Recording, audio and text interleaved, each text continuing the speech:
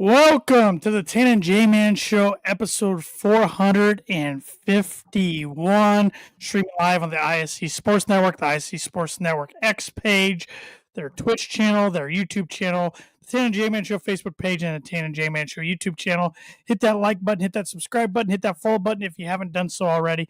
And if you're listening on your favorite audio podcast platform, please hit that like and follow button and give us a 5-star rating and review. It's an easy way to support our podcast and not spend any money in supporting us. So it's free and easy to do so. So with all that said, I'm Tanner Lee. You already know that by now if you're a loyal listener or viewer of the show. But alongside me on the screen is not Josh the J-Man Munt. It is my father, Arik Lee, in a lime green fluorescent t-shirt. Dad, what's going on? Thanks for filling in for the J-Man again. You're welcome. Not much going on here. A little cooler outside today, so yes. That's nice. You know, Josh and I always have to be old men, talk about the weather when we start these podcasts, so we got to keep that going. But I mean, I like summer and all, but man, it's been brutal heat wise lately. Yeah, we had quite a week last week. Yes, we sure did. But like I said, it's July 7th. Hope everybody had a good 4th of July holiday and holiday weekend. It kind of brings the dog days of summer into play in July for sports, wouldn't you say? Kind of a dead period if you're not a big baseball fan, at least. Yeah, it's it's always been the month for sports in England with the in Europe you have the Tour de France, you have Wimbledon, and you have the British Open. So the non-baseball stuff kind of heads over to Europe for a month, and then August starts bringing football practice. So, and the dog days of baseball are upon us. So it is kind of a dull time. Yeah, we're almost at the halfway point. All-Star game selections were over the weekend, which we can get into here momentarily. So, that means trade deadline coming up shortly after the All-Star break. So now I know we did our pretender and contender series last week on the show, but I think you can really start putting that in focus now. And you're talking about football ramping up. I mean, yeah, NFL training camps are going to be starting here in a matter of a couple weeks. And then college is in August. And I mean, week 0 is August 23rd, I believe, this year. So, and then week 1's, at least the first Saturday, week 1's August 30th. So, why do they have to call it week 0? I don't know. I don't know why they had to call it anything. It's still only a handful of games, really. Right. But that's week 1. I don't know. I guess the majority of teams play that next week, so that's really week 1. I don't know. Yeah. I don't know. But did you bring some birdie or bogey trivia with you this evening to challenge me so I can probably get another bogey? I did. And I know you, I enjoy professional golf, and that doesn't get talked on a ton on the Tan and J-Man show, but my question today involves golf. My question is, there are 2 guys that are tied, so if you get one of these right, you'll get a par. Get both of them right, you get a birdie. All right. What 2 players have the most wins on the tour without winning a major championship? This is under 50 years old, still participating. And what 2 guys have the most wins without winning one of the 4 majors? I think I know one right off the bat, but the other one I'm going to have to think about a little bit. All right. Yep. That's good. Not as easy as it can get. Would it be, though, for the non-golf fan? I doubt. I'm pretty sure Josh would have still guessed Aaron Judge. But, yeah, probably. You would be wrong. Probably. But that's a good question. It's fitting for the birdie or bogey segment being a golf question. It's brought to you by, like it is every week, the Arlington Public House. I almost did a completely different read. Arlington Public House, it has upscale cuisine and cocktails with a casual atmosphere, located at 703 Main Street in Rochester, Indiana. And I know on their Facebook page last week, they were pushing their ramen night, which is every Wednesday night. Pretty hard. You can get chicken ramen or the Bria ramen. So you a ramen fan, Dad, or you ever had ramen? I don't think I've ever had it. Is it worth trying? It looks good. I've had like ramen noodles. I like Yeah. that, but I haven't had what it looks like in this picture on their Facebook page. But it looks pretty good. And I mean, I know you like Asian cuisine, so Yes. yeah, I'm gonna All have to right. give that a try. I can't see your mother eating it, but maybe they could No, get. Yeah. no, and they were closed Friday and Saturday for July holiday. Of course, closed tonight on Monday like they always are, but they will resume normal business hours tomorrow on Tuesday, July 8th. So All right. hop on in, 703 Main Street in Rochester, Indiana. You won't be disappointed no matter what you get to eat or drink. So, well, yeah, I thought we would start off the show talking golf. And since we're going to start off the show talking golf, one of my two blind rankings is golf related. I'll give you both blind rankings though at once. Um, I couldn't make up my mind which blind ranking list I want to do. So I'm like, you know what? We probably need stuff to talk about. I'm going to do two this week. It's Okay. my show. I can do whatever I want. That's pretty much what I thought. So, All right. but we'll start with the non-golf blind ranking, and then go to golf, and then go into our open talk. So today, technically today, if you ordered the deluxe edition, NCAA EA Sports NCAA Football 2026 came out today. The standard edition comes out Thursday. Record-selling game for EA Sports last year after a 10-year hiatus, I think it was. I mean, the whole players getting paid, not getting paid thing with their name, image, and likeness on the game, blah, blah, blah.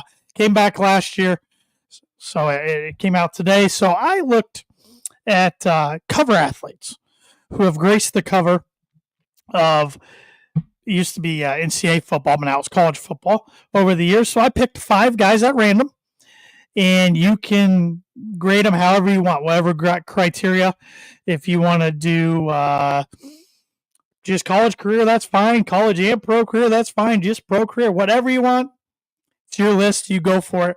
Starting with the guy who graced the cover in 2003, Joey Harrington. Well, I am going to go college only. Okay. And I'm going to give Joey I think you're going to have some good names in here. So I'm going to give Joey a 5. 5. Okay. He was pretty darn good at Oregon. He was good at Oregon. Maybe I am holding back a little bit because of his NFL career, but I think you're going to have 4 better than Joey Harrington. Yeah, there's most of the athletes on here that have graced the cover, football players, I should say, have been pretty good. I mean, I'll go over some names after the list that maybe were questionable choices to be on the cover, but my 5 are all pretty good. Next up, go ahead. Plus, Joey's only the second most famous Harrington. His cousin Padraig. Yes, who is not on my blind ranking list, so it's okay to talk about Padraig. Yeah. So there you go. Yep. Next up, the guy who graced the cover in 2006, Desmond Howard. They went with a legend in 2006. Yeah, Heisman Trophy winner. Kind of gave the pose as he ran a punt back, I believe it was, Ohio State back in whenever it was, and then became a Super Bowl MVP also for running a kickback. So I'll give Desmond. I'll give him the 4 slot. Okay. I'll put him ahead of Joey, obviously, but it's interesting when you talk about him being the Super Bowl MVP for the Packers win over the Patriots in Super Bowl 31. A lot of people just assume it's Brett Favre was the MVP. Right. Nope. They had that game on the NFL Network this week, and I didn't remember, but it was 27-21, and he ran the kickback. So that one play overdid all. Favre had a great game. Yeah. Much like Jim McMahon did when the Bears won it, but they gave it to Richard Dent, who just had a sack and a half. So, yeah, it's the way it goes sometimes. Yep. This guy graced the cover in 2009, along with let me fact check myself. I think 2009 was the year they had. Because it came out for 5 different consoles in 2009. So they had 5 different players. This guy graced the cover for the then Xbox 360, Darren McFadden. Oh, Darren McFadden. Well, I'm going to put him at 3. If I'd have known it was Darren McFadden, I would have put him at 4, maybe even 5. But, really? Yeah. I think he's one of the most underrated running backs in college football history. Well, he was a good Razorback. Yeah, it's been a while, but I would have thought Desmond Howard's college career was actually above Darren McFadden's, but Okay. That's fair. I mean, he did win the Heisman Trophy, Darren yeah, did, but I think you'd be surprised if you go back and look at Darren McFadden's career stats, how darn good he was on some. yeah, I mean, Arkansas, had to play the gauntlet of the SEC, and in that backfield, at least for a year or two, he also had Felix Jones and Peyton Hillis. Pretty darn good backfield. I was going to say they had quite a team. Matt Jones was also quarterback, hybrid wide receiver on that Yeah, team. he got drafted in the first round to become a receiver. Yeah, by the Jaguars. Yep. And McFadden had a nice pro career for a few years. So, Yep. Okay. yeah. This guy graced the cover in 2011. Tim Tebow. Just based on college, you'd almost have to put Tebow first. I mean, he was a Heisman winner. He led him to a national championship, and I believe he's in the top 3 of another Heisman year. Yes, he was, and I actually won 2 national championships. But his freshman year was more Chris Leak was the starter. But yeah, he was the prototypical athlete you think of as who was a phenomenal college athlete, but a pretty average pro. He had his game or two. He had that game streak. Kind of like Adam Morrison or Jimmy Fredette or some of the college basketball names of the past. But I'd probably have to put Tebow first, unless you have this other guy who I thought was the best college football player I ever saw. So we'll see. Well, the last one I have on this list graced the cover in 2013. Robert Griffin III. I think second would be right for RG3. He wasn't supposed to win that Heisman. That was Andrew Luck, and then he got hot late in the year, and I think that Baylor team was only 8-3, 9-3 type team, but he really lit it up late in the year. Sometimes I think it worked against Andrew Luck. I think it worked against Peyton Manning. Sometimes you get all the preseason accolades and stuff, and they're just looking for somebody else to vote for.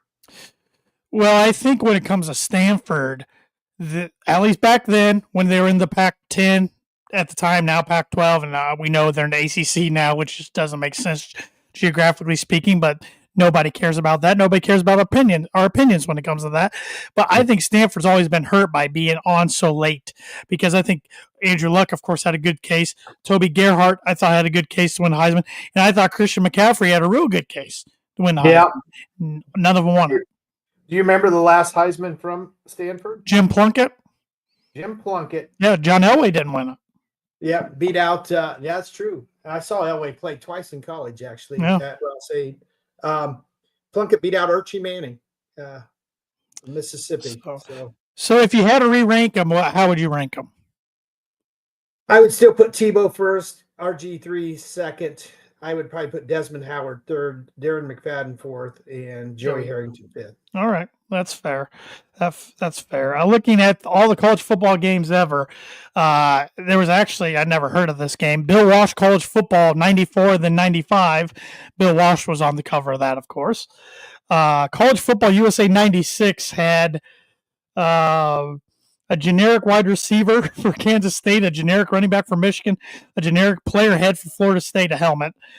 Tommy Trojan, mascot of USC, and the University of Wisconsin marching band. College Football USA 97 had Tommy Frazier of Nebraska. Oh, yeah. NCAA Football 98 had Danny Warfel of Florida. Yeah, one of your lesser Heisman Trophy winners. NCAA Football 99 had Charles Woodson of Michigan. Yeah. NCAA Football 2000 had Ricky Williams of Texas. Yeah. NCAA Football 2001 had Sean Alexander of Alabama. The first NCAA football game I ever owned was this one, NCAA Football 2002 at Chris Winkie of Florida State. Yeah. Then I said Joey Harrington in 03. 04 was Carson Palmer of USC. 05 was Larry Fitzgerald of Pittsburgh. He did all right. 07 was Reggie Bush of USC. That's what I was waiting for, the best college football player I ever saw. 2008 was Jared Zabransky of Boise State. Oh, yeah, the quarterback. 2009, I said there was he came out for 5 different consoles. Darren McFadden was Xbox 360. Sparty was on the Wii, just a mascot, Sparty. Owen Schmidt, fullback of West Virginia, was on the PSP cover. Yeah. Matt Ryan, Boston College was on the PS3 cover, and Deshaun Jackson was on the PS2 cover. So Owen Schmidt kind of is the one that maybe doesn't belong in that group. They did the same thing again the following year, but with 4 consoles. They didn't do the Wii. Brian Arakpo of Texas was on the PS2 cover in 2010. Brian Johnson of Utah, quarterback, was on PS3. Mark Sanchez of USC was on the PSP. Brian Johnson was PS3, excuse me. Mark Sanchez was PSP. And Michael Crabtree was the Xbox 360. Mm. Then they went back to one cover athlete, Tim Tebow in 2011, Mark Ingram in 2012. 2013, they had one cover but 2 athletes. I chose Robert Griffin III, but the other one was Barry Sanders because they had a Legends mode. 2014, which was the last game before last year's, was Denard Robinson, Shoelace of Michigan. Yeah. Then last year on College Football 25, the cover athletes were Quinn Ewers, Travis Hunter, and Donovan Edwards. And this year, Ryan Williams of Alabama and Jeremiah Smith of Ohio State graced this year's cover. Okay. Yep. They're probably getting compensated pretty well. Yes, every player gets paid the same for being in the game, but if you're on the cover, I think you get paid a little more. Probably right. I think last year it was $500 in a free copy of the game if you opted in. I think they upped it this year because they made so much money off of it last year. I don't know why you wouldn't opt in. And some guys, they don't put in the game until the year. Say a freshman didn't opt in or something, or wasn't on the campus to opt in. They might put them in the game as the year goes on in an update. That happened a few times. Yeah. Last year, but yeah. So that is that blind ranking. Now we'll get to the golf blind ranking. Okay. Once again, these are 5 guys who have won the Open Championship, or as I like to say, it's always going to be the British Open to me over the years. And once again, you can rank them however you like. The 1998 winner, who was 98? Yes. Was that Todd Hamilton? No, Todd Hamilton was in the 2000s. Oh. Justin Leonard won at 97. 98. I think Duvall was more like 2001. Yes, he was. Or 2000, maybe. 2001. I'll just give it to you. O'Meara. Marco. Okay, it was Marco O'Meara. Marco O'Meara. I'm going to rate him 4. Okay. Yeah. 2-time. He also won a Masters same year. Yep. I think he won 15, 17 times in his career. Good player. It was, yeah. I mean, Masters and Open in the same year. That's a career right there. Won at Pebble Beach like 4 or 5 times. That was kind of his playground. Couple Ryder Cups, I think. Buddies with Tiger. Yep. And I think Tiger kind of willed him in there that year because that was his playing partner on the side back home. So sure. Yeah, I'm comfortable with 4, Mark O'Meara. Well, you just mentioned this guy, David Duvall, 2001. What an interesting career. Yeah.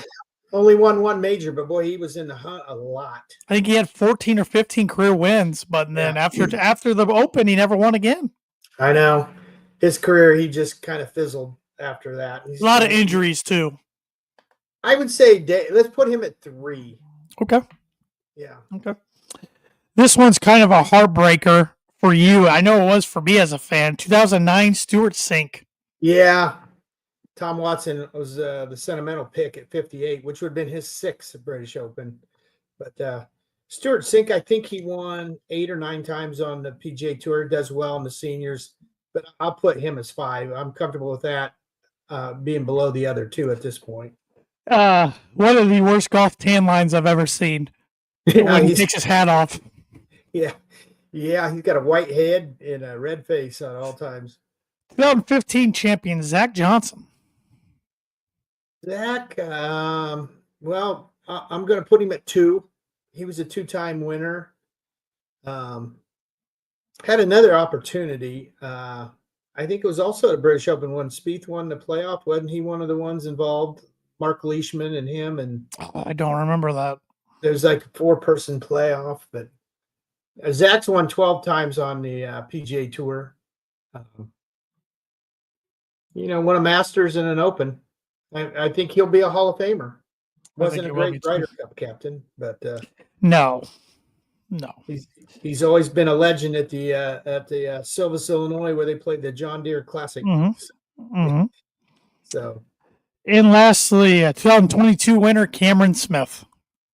Oh, I only have number one left. Yeah, you do. Yeah. Well, Cam won. He's won 6 times on the PGA Tour, won British Open. Looked like he was going to be one of the 5 dominant players in the world. Went to live, was pretty darn successful the first year, and has just fallen off the map. So he might, how they kind of say in the media that the live guys don't care anymore. Well, him and Dustin, and maybe even to an extent Brooks, are the ones that probably they're talking about. Yeah, because DeChambeau still cares, Rahm still cares. Sure, but he's kind of fallen off. He is one of the best putters I've ever seen. But if I had to redo it, I'd probably put Duval at number 1, O'Meara at number 2, Zach 3, Cam 4, and Stuart Sink 5. See, I agree with 5 and 4, but I think you put Zach Johnson at 1. Do you? I do. Masters, Open. I mean, I'm a big David Duval fan, but I put Duval at 3. Well, Duval was number 1 in the world. That's true. Not many people can say that, and we did notice him not shake the hand of some little kid as we were at the memorial one year. So he may be a kind of a colossal jerk on the side, but he's still playing on the senior tour. Yeah, just not having much success. He was one of the first guys to shoot 59. Had been done by Al Geiberger at an event where you actually could put your hand on the ball. It had never been done, and then he did it on a Sunday to win famously. I would put Duval ahead of Zach. And he's got a Players Championship. I forgot about that. Yeah. So. Yeah, he was instrumental in winning the Ryder Cup in '99. He didn't have the longevity that Zach had. Yeah. But good debate between the two of them. Yeah, and I was trying to look up, see who was in that playoff with Spieth. I think Leishman. I thought Zach was. Maybe he wasn't. Maybe he fell out late. But that was about what? 14, maybe 15. Yeah, I'm looking here. Oops, scrolled the wrong way. Oh. No, Zach won in a playoff. I'm sorry. Wasn't with Spieth beat Matt Kuchar by 3 strokes. He did. You're right. Zach won over Leishman and Louis Oosthuizen in 2015. Yeah. Louis a live player, and he has a runner-up in all 4 majors. So not many people can say that. And that was the last time we've had a playoff in the Open, was 2015. Is that right? Before that was Sink over Watson. Before that was Padraig over Sergio. Some of the greatest majors have been. I didn't realize Todd Hamilton won in a playoff over Ernie Els. Yeah, that was a shocker. My good friend Todd Hamilton. But Ernie got it later in 2012 when Adam Scott choked it away. Oh, yeah.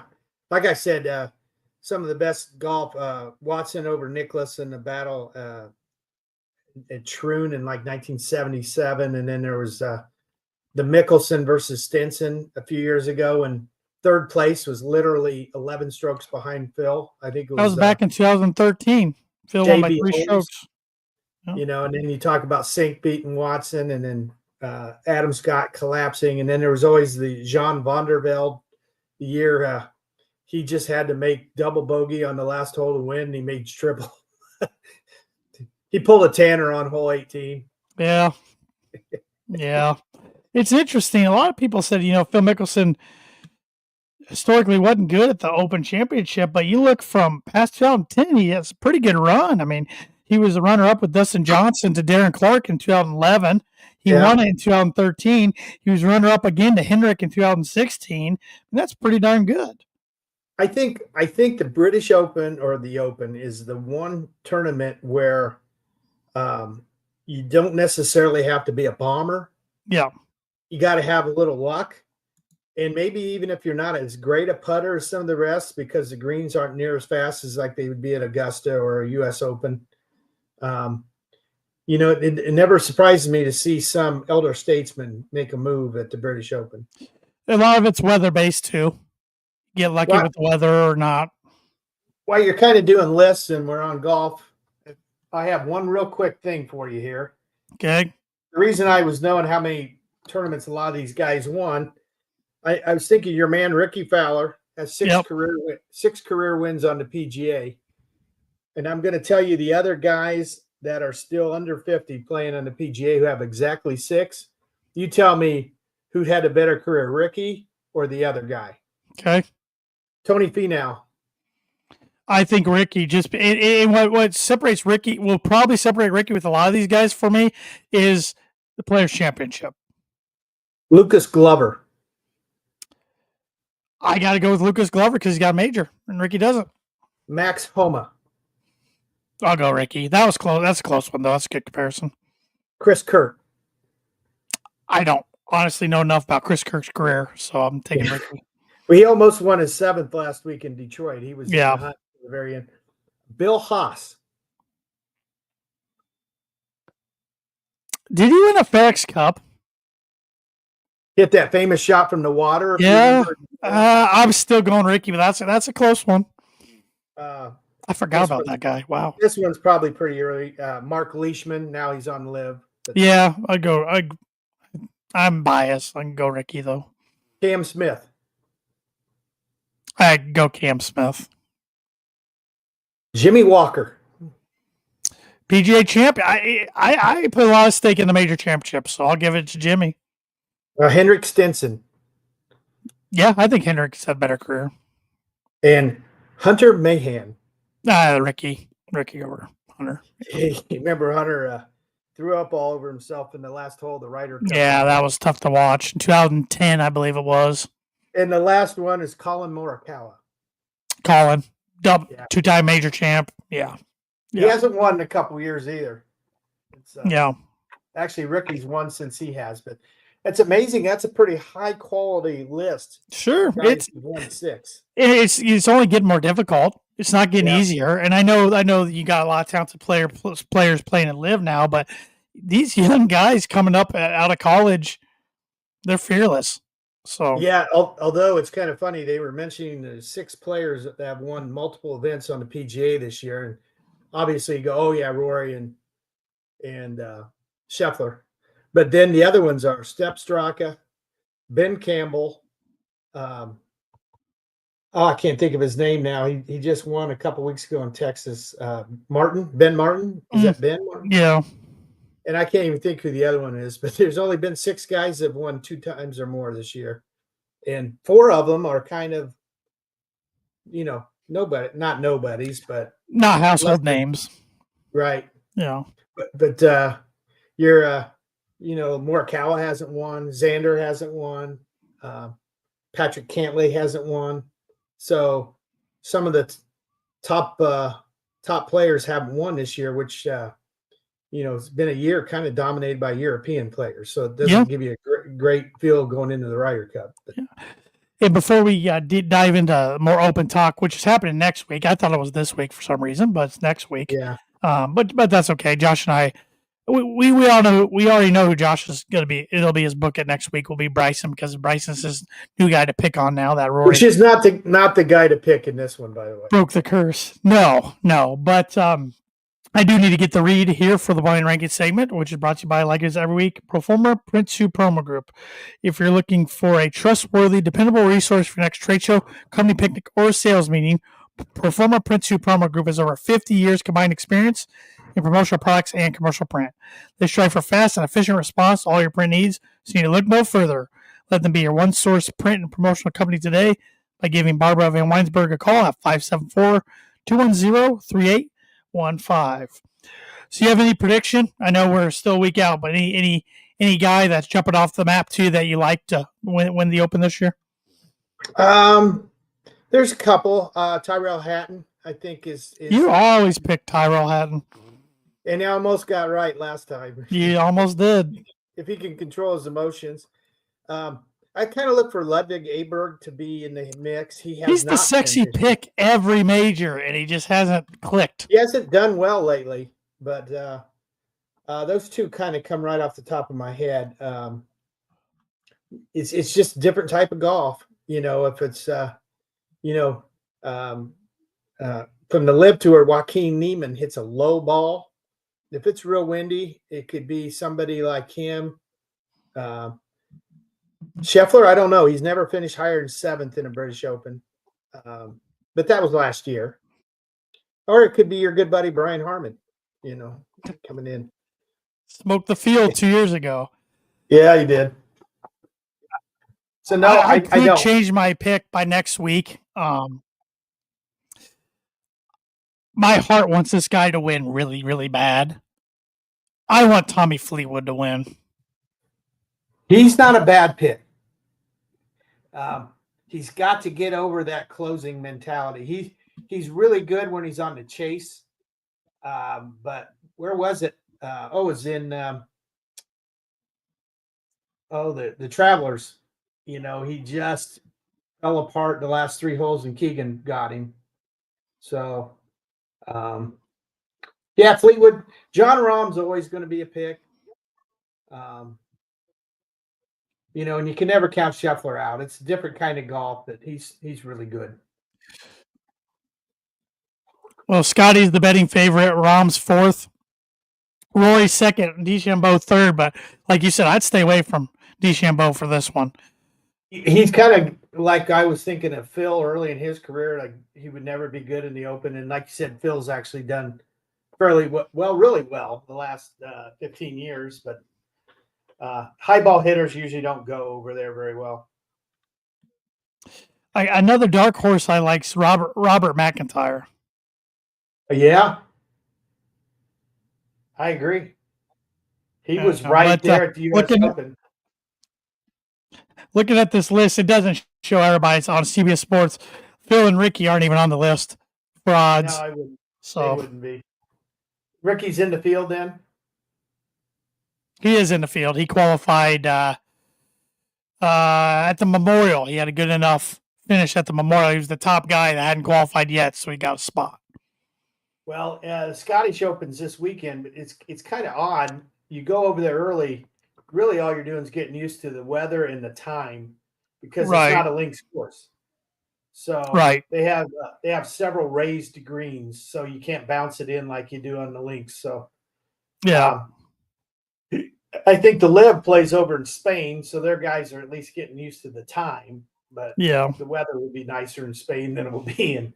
This is Northern Ireland, even, isn't it? Yeah, Royal Portrush. Yeah, I mean it's going to be heavy McIlroy and Lowry crowd over there. Yeah, I agree. So, I was going to say Shane Lowry just dominated there last time, but Yep. So we will see. But got a writing question here from a good friend of the show, Sean Shriver. He wants to know where you and I would rank Joey Chestnut when considering the all-time greatest athletes of all time. I don't think Joey's in my top 5, but he's probably tougher to beat in his sport than Michael Phelps is in swimming. So unbelievable. I mean, last week I went down the list of different world records he holds, and it just is nonstop. And he dominated the field at Coney Island on the 4th, but wasn't even close to his own record, and he ate 70.5 dogs. Yeah. Well, how many could you eat? How many could you eat? I could probably eat 7. I was thinking about 5. I like to think I could do more, but realistically, I think 5's about my max. Yeah. But I'd be like Phyllis on the office and say, pass the mustard. Yeah. I'd be looking for some Skyline chili or something. Come on. By the way, the guy who sent the question in, I saw him get second in a pizza eating contest with about 27 pieces, and Pete Smith, who beat him, actually had 28 and went ahead and got another one because I guess he still wasn't full. So. No wonder why Pizza Hut in Rochester doesn't do a buffet anymore. Those two alone put Put that away. All you can eat. Oh, the good stuff. But any other discussion you want to have about the Open? I know it's still a week away. Now, I'm sure those who aren't big golf fans probably think, let's get talk Yeah, about some of this. yep. One thing that's newsworthy because it's of local interest and national interest.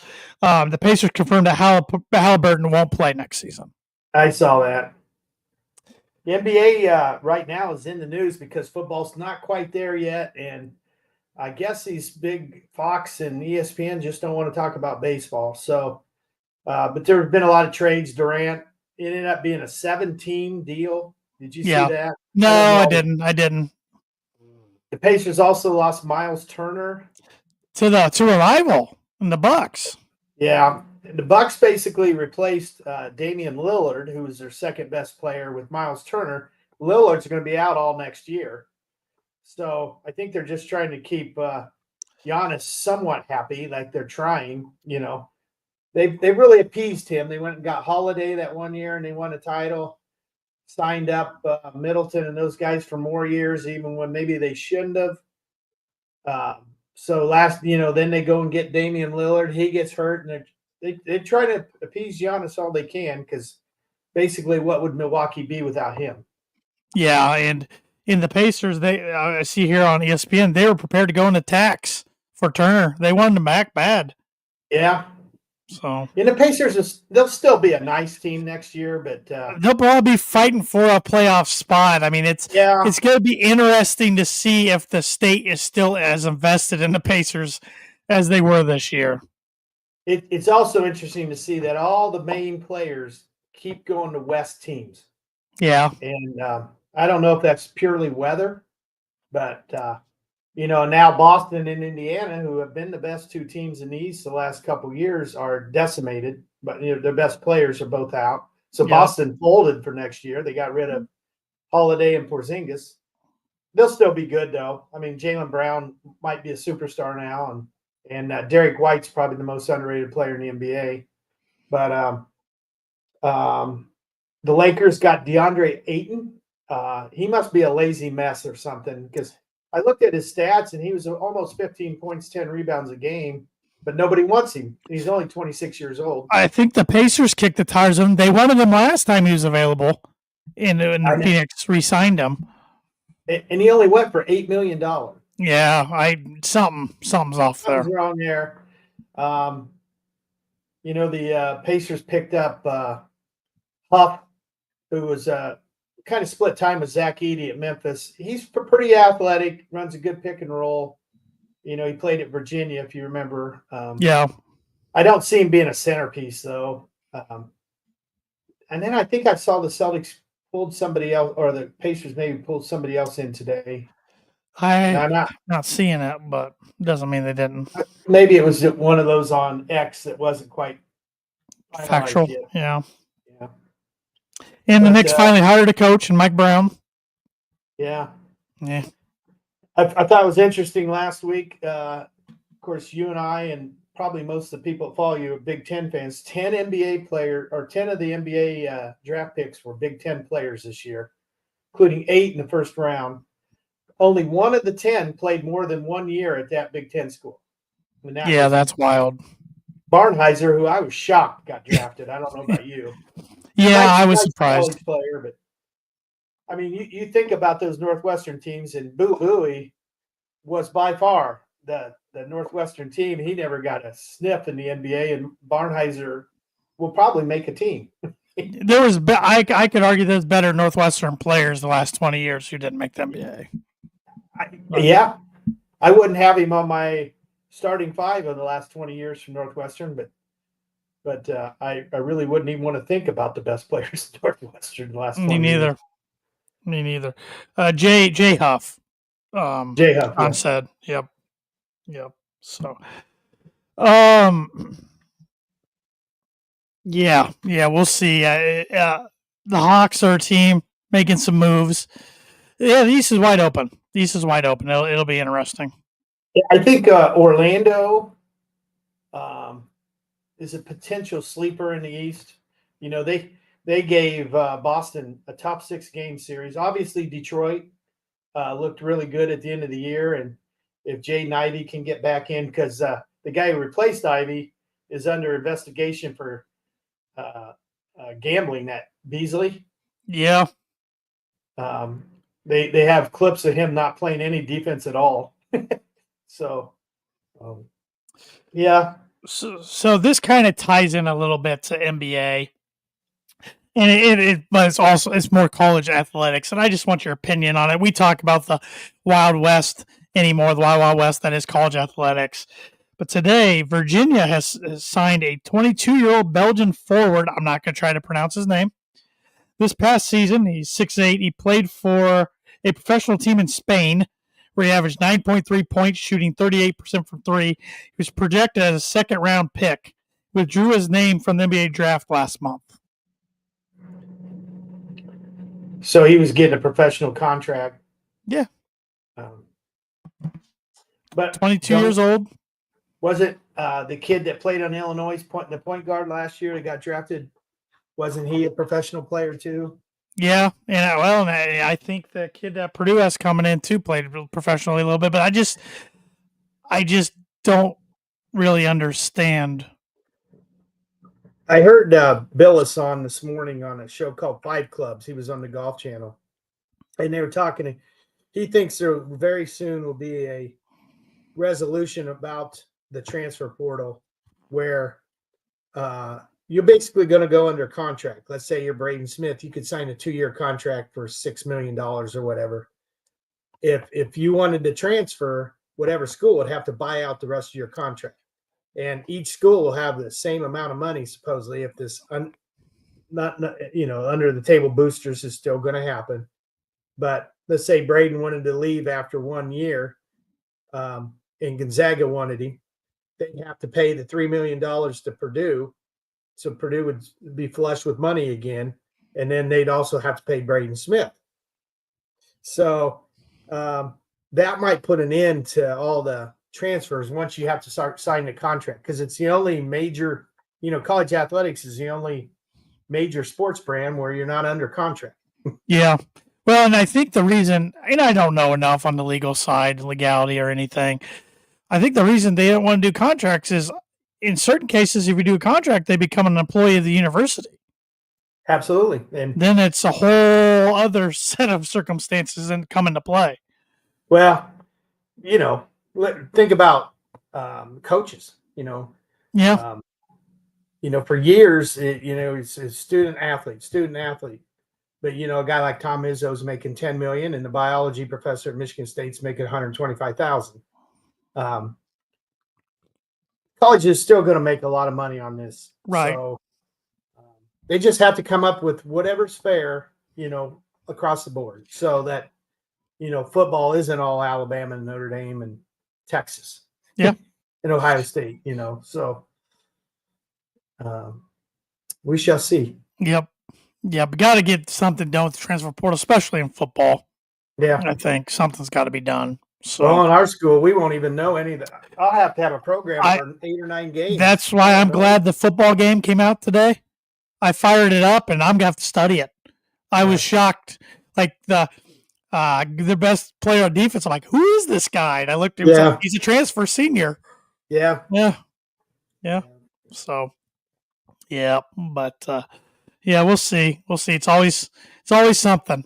Something's always changing in college sports.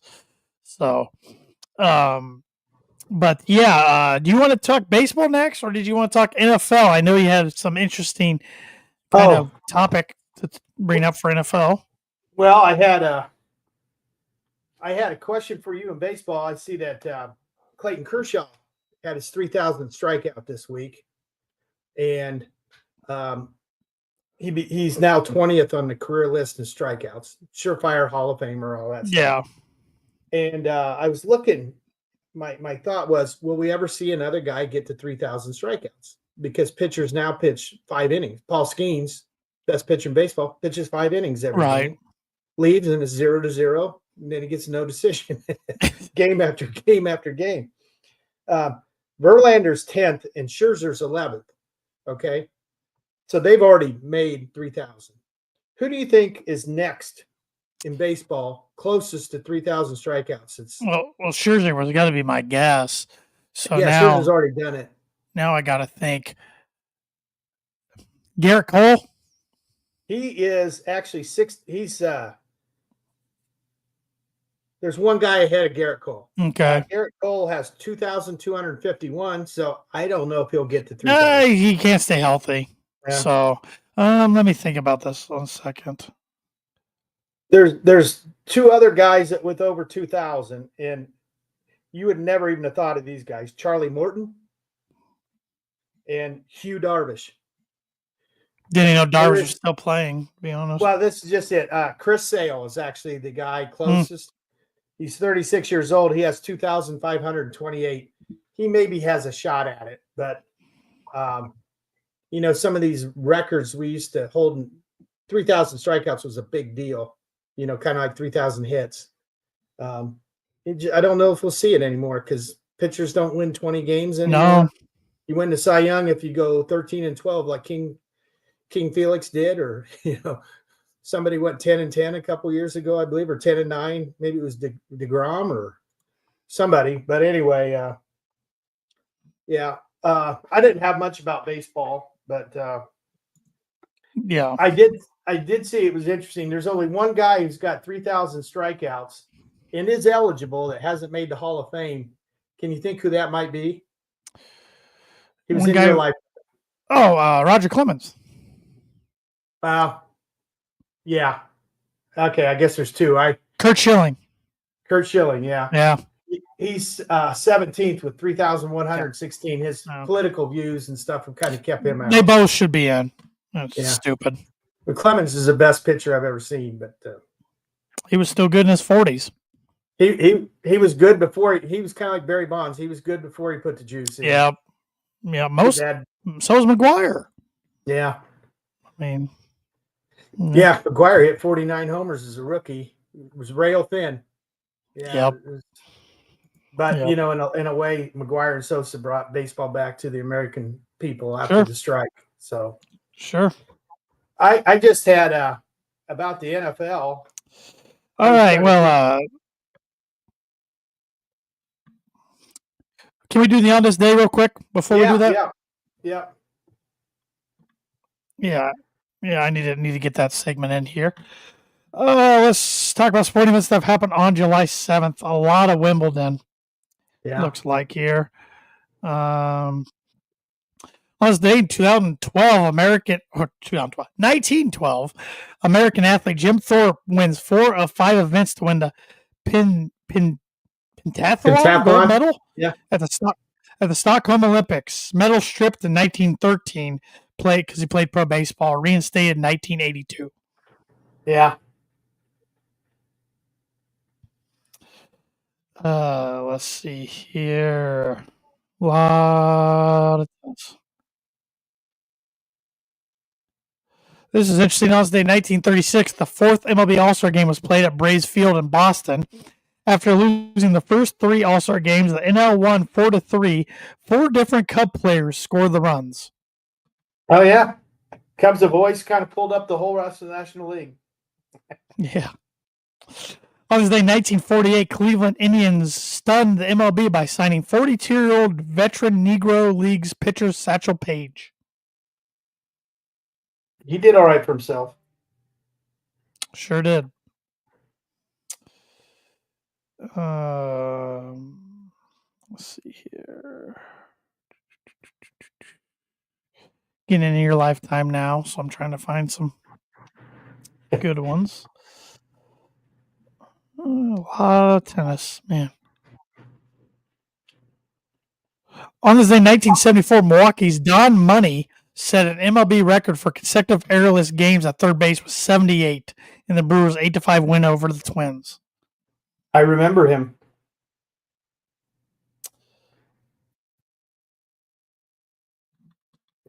On this day,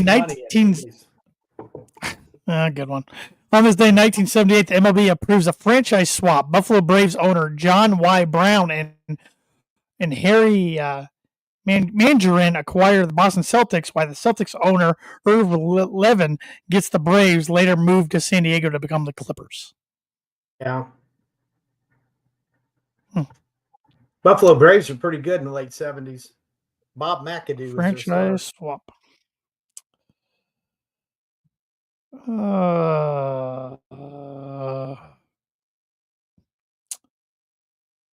On this day, 1998, the 69th MLB All-Star game was held as the AL won 13-8 at Coors Field in Denver in the highest-scoring All-Star game in history. The MVP was Roberto Alomar of the Baltimore Orioles. Yeah. On this day in 2001, in his first appearance at Daytona since the death of his father, Dale Earnhardt Sr., Dale Earnhardt Jr. won the Pepsi 400, coming from 7th with 9 laps remaining to beat teammate Michael Waltrip. I'm sure that was a pretty popular victory. It was, and that's one of those sports moments that kind of gives you goosebumps. It's kind of a higher power type deal. Yeah. Moment. Yeah. I remember that. I remember that pretty well. Even though I was a youngster, I do remember that. On this day in 2006, Cleveland Indians first baseman Travis Hafner became the first player in MLB history to hit 5 grand slams before the All-Star break. Wow. Pretty impressive. And who won the Stanley Cup on this day in 2021? The Avalanche. No, they were in 2022. Maybe it was 23. No, they were in 22. But in 21, it was the Tampa Bay Lightning went back-to-back, defeating the Montreal Canadiens 4-1. All right, I'll have to take your word for that.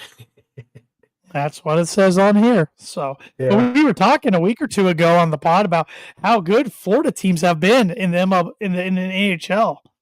Yeah. In the last 10 years or so. So that's the On This Day segment, which is brought to you by Mooney Wood Laser Crafts. Mooney Wood Laser Crafts is a veteran-owned and operated woodcraft shop based out of Texas with Indiana grassroots. They provide 100% hand-cut custom designs that fit your needs, and their pieces are a great addition to any home, office, or man cave. You can see some of their recently completed projects by visiting them at Mooney Wood Laser Crafts on Instagram and on Facebook. And if you let them know the Tan and J-Man Show sent you, you get 15% off your first sign order.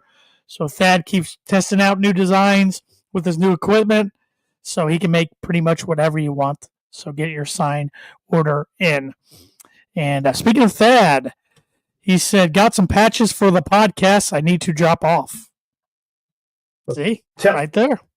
Tell Thad I was driving by Nubiano, stopped and picked up a golf ball that he hit off the 9th tee about 15 years ago. Yeah, Thad, the damage to Nubianos was not due to you 15 years ago. So, yeah, it was due to somebody else. So, yeah, we got about 6 more minutes. What you got for the NFL? Well, I know you guys, in particular, a lot of you big fantasy football players. I just put down some guys that if I played fantasy football, that I would look hard to draft. And the first running back I would take is Jamar Gibbs from Detroit. I think that guy's going to be a superstar this year. People want to go with Barkley or Henry. Just say you heard it here first. If you want to win your fantasy, Jamar Gibbs will overtake David Montgomery and get the ball even more. He was like 5.6 yards a carry last year. If you need another running back, like your number 2 guy late, I like this Tyrone Tracy for the Giants. Oh, wonder why you like him. Yeah. Well, he primarily played for Iowa most of his career, but 2 years at each. He had a sneaky good year last year with a terrible team. So he's probably one of the only people associated with Purdue football that was thankful for Ryan Walters and staff. Yeah. The 2 receivers, they're both kind of stars now that I can see being just huge. Puka Nacua, if he can stay healthy, I think he could blow away a lot of the, everybody's going to want to take Chase and Jefferson for the flashy. I'd look at Puka, and I'd like this Drake London. He sneakily was 4th in receiving yards last year.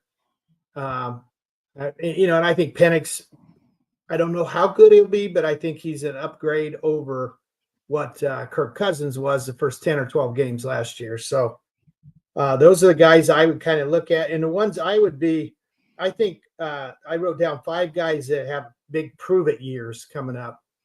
Kyler Murray, I think it's a big prove it year. He's been an okay to decent player.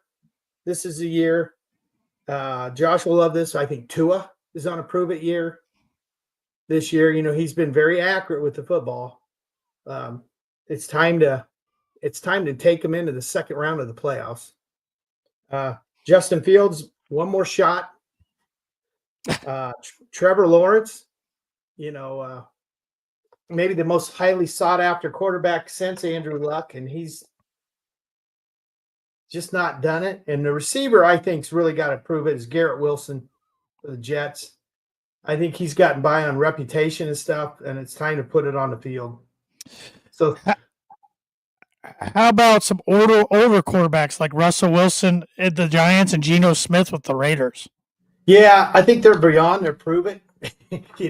Now it's job security. Let's keep our jobs. And I was saying even Caleb Williams, but it's only his second year. Yeah. I also had as a fantasy, I would take a hard look at Drake May too. You might be able to get him after the first 10 quarterbacks are taken. I'd do a flyer on that kid. I think he's going to be special. I like Roma Dunze for the Bears. I had him last year in fantasy. I think he takes a leap this year. Well, yeah, and hopefully for the Bears' sake, that offense kicks it into gear this year. They have no excuses now. I mean, yep. Ben Johnson's supposed to be an offensive innovator. They improved their offensive line. They've got great weapons. It's time. Caleb cannot take 68 sacks this year. He's got to get rid of the football. Yep. He didn't throw interceptions, but you got to chuck it down there once in a while. People aren't wide open like they are in college. You got to throw them open. Well, this is going to be Tanner's book of prediction of the week. Speaking of fantasy football, if you're a Colts fan and wanting to draft a Colts quarterback out of the quarterback room, take Daniel Jones, because my book of prediction is he plays more games under center this year than Anthony Richardson. I think you're probably right. And I'll pull for Daniel Jones. He's got ripped so much in the media. I fall for those guys that have been ripped. I'm kind of happy to see Geno Smith have a good end of his career after being, just ripped for years, or Sam Darnold last year. So I find myself rooting for those guys, and now I've always rooted for Daniel Jones, who had a really good rookie year and the year they made the playoffs, but his other time was less impressive, but the Giants themselves were far less impressive. And J-Man's Book of Prediction of the Week is brought to you by Travis Watchring Insurance Agency. Travis Watchring is a multi-line agent for Indiana Farm Bureau Insurance, specializing in home, auto, life, and renters insurance. He also does annuities and much, much more. Contact Travis today at 219-869-4561. Okay. All right, Dad, hit me with that birdie or bogey question one more time, please. Yes. What I asked you was to name at least one of the guys to get a par, both to get a birdie. Players who've had the most wins on the tour, under 50 years old, that have not won a major championship. Now, do they have to be actively on tour right now? They're not on live. Okay. Well, one of them I'm pretty confident is Matt Kuchar. Matt Kuchar has 9, and one other guy has 9. Well, the other guy I kind of thought was a live guy now. So that who were you thinking? I was thinking Gary Wood or Lee Westwood. Well, he didn't win a lot of PGA events. So Kuchar, I at least got a par. So let me see here. 9 times without a major win. Gosh, I'm blanking.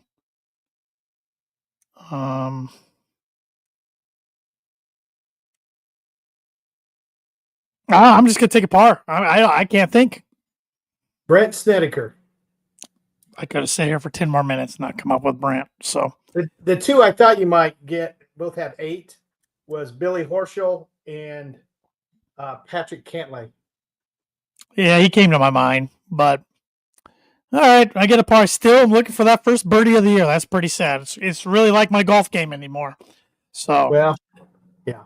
yeah. So, well, Dad, thanks again for filling in for the J-Man. Appreciate it. No problem. And we'll be back next week, everybody, for the episode 452 of the Tan J-Man Show. Same time, same channel. Have a great week, everybody. One more thing. Suzuki should have made the All-Star game. The only guy in the major leagues with 25 homers and 75 RBIs. It's quite a snub. Quite a snub. Yep. So, Thanks for watching. Thanks for listening. Have a great week.